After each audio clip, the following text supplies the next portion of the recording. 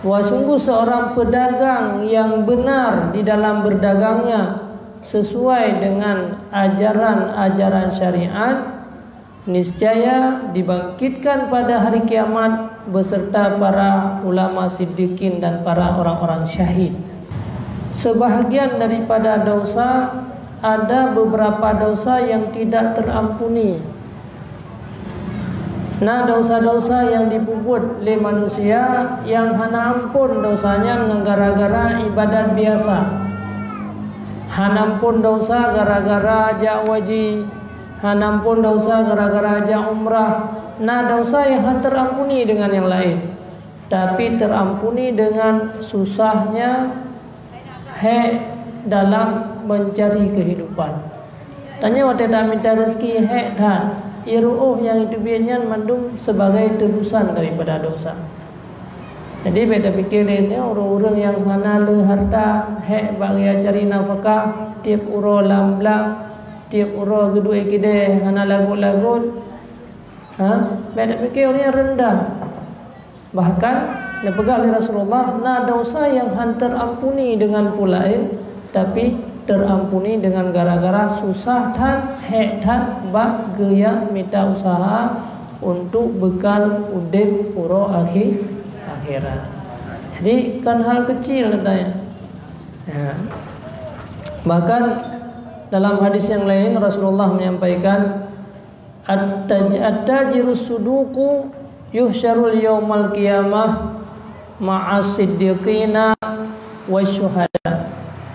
Wah, sungguh seorang pedagang yang benar di dalam berdagangnya sesuai dengan ajaran-ajaran syariat, niscaya dibangkitkan pada hari kiamat beserta para ulama siddiqin dan para orang-orang syahid.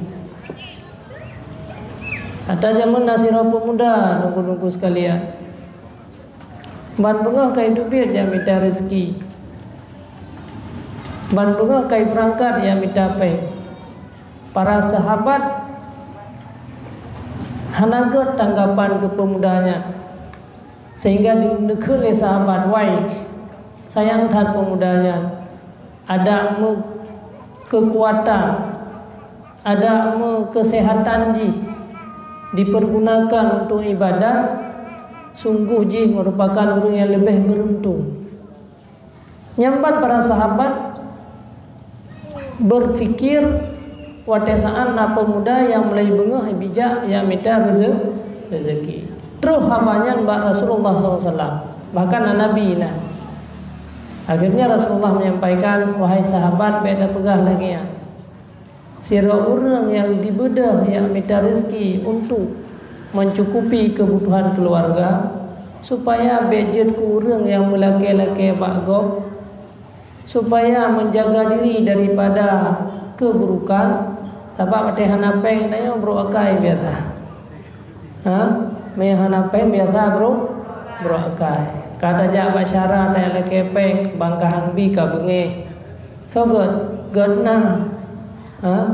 Kata lekep tampeng batira urang wate kahang bi ka kata upan urungnya sumudip ju babana dah begahnya pe kajaja mamawa ke hana ya. Musapu anak bigu dah, bengeh tu. Tapi miatira orang daripada dia laki-laki bagok, gebedah geberangkan untuk dia minta rezeki, maka pun pegali Rasulullah nyan gonyan fisabilillah.